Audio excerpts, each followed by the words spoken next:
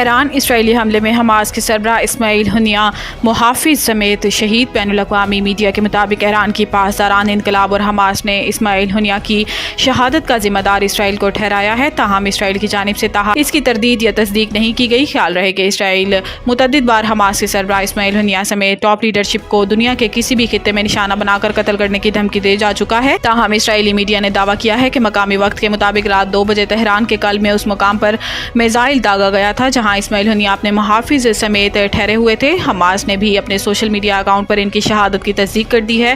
انہیں ایران میں ان کی قیام گاہ پر نشانہ بنایا گیا۔ حملے میں ان کا محافظ بھی جاں بحق ہو گیا۔ اسماعیل ہنیہ حماس کے سیاسی ونگ کے سربراہ تھے۔ ایرانی پاسداران انقلاب نے بھی ان کی شہادت کی تصدیق کر دی ہے۔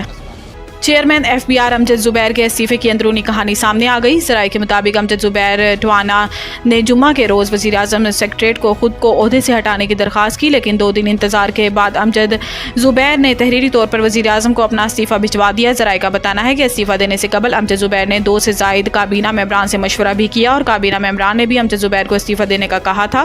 ذرائع کا کہنا ہے کہ ایف بی آر کے سینئر افسران بھی امجد زبیر ٹوانا کے ساتھ تعاون نہیں کرتے تھے۔ اس وقت ایف بی آر میں 21 سے زیادہ افسران امجد زبیر ٹوانا سے سینئر ہیں۔ ذرائع کے مطابق امجد زبیر ٹوانا کو پی ڈی ایم حکومت میں اس وقت کے وزیر خزانہ اسحاق ڈار نے تعینات کیا تھا اور وہ موجودہ نائب وزیر اعظم اسحاق ڈار کے قریب سمجھے جاتے ہیں۔ گجرات نامعلوم افراد کا اینٹی کرپشن ٹیم پر حملہ، P T I M N نے امتیاز چودھری کو لے کر فرار۔ Circle officer anti corruption Aftab Haider کے مطابق گجرات کے علاقے شادیوال روڈ پر کار سوار افراد نے گاڑی پر فائرنگ کی، جس کے بعد ملزمان P T I M N نے امتیاز چودھری کو لے کر فرار ہو گئے۔ سرکل آفیسر کو بتانا ہے کہ امتیاز چودھری کو اینٹی کرپشن ٹیم منڈی بہاؤدین لے جا رہی تھی۔ آفتاب حیدر کے مطابق اینٹی کرپشن نے امتیاز چودھری کو عدالت میں پیش کر کے جسمانی ریمانڈ لے رکھا تھا، جبکہ انہیں آج دوبارہ سول جج کی عدالت میں پیش کرنا تھا۔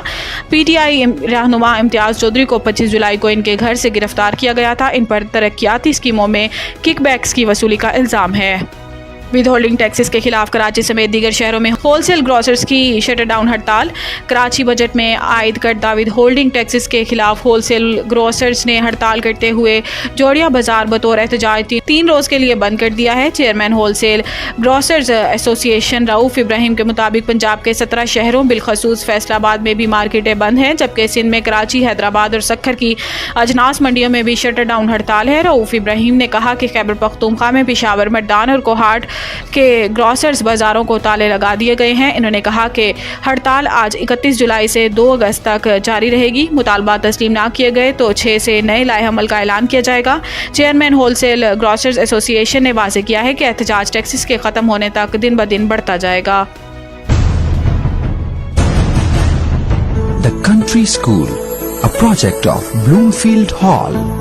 بہترین نصابی اور ہم نصابی سرگرمیوں کا حامل بلومفیلڈ ہال اسکول کا متعین کردہ اعلیٰ تعلیمی معیار، اسلامی تعلیم سے آراستہ، انٹرنیشنل سٹینڈرڈ ایجوکیشن، بچوں کی انگلش بول چال پر خصوصی توجہ، تجربہ کار اور تربیت یافتہ اساتذہ، کشادہ پلے ایریا، 25% رعایتی فیس کے ساتھ بلومفیلڈ ہال اسکول میں او لیول کرنے کا بھی موقع۔ So don't wait. The Country School towards academic excellence.